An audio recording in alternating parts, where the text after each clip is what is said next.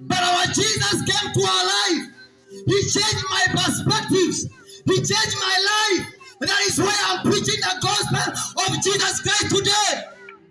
Nimekuja kuambia vijana, unaweza kuokoka hata kama wewe uko na umri mdogo.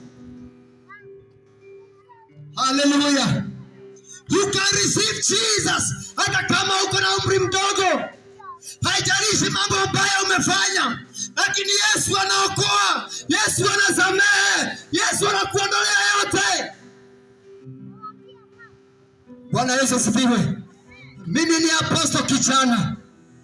Sijaoa, lakini nasubiri Yesu nikiwa kijana ambaye ameokoka. Vijana wa Murera, wachana na miraa, okoka. Vijana wa Murera, wachana na LGBTQ, okoka. Wachana na bangi, okoka.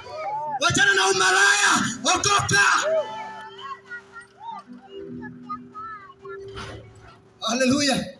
Wachana na devil worshiper, okoka. Yesu anawaokoa.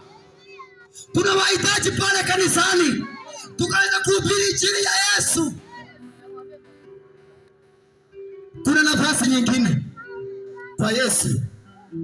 Wakati ambapo nilikuwa nafanya haya mambo, hata mama yangu siku ya leo anasikianga mambo mengine nikiconfess.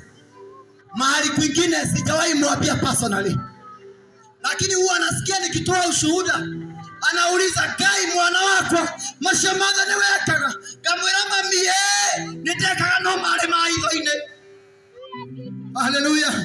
Na hakuna kitu ambacho kinaua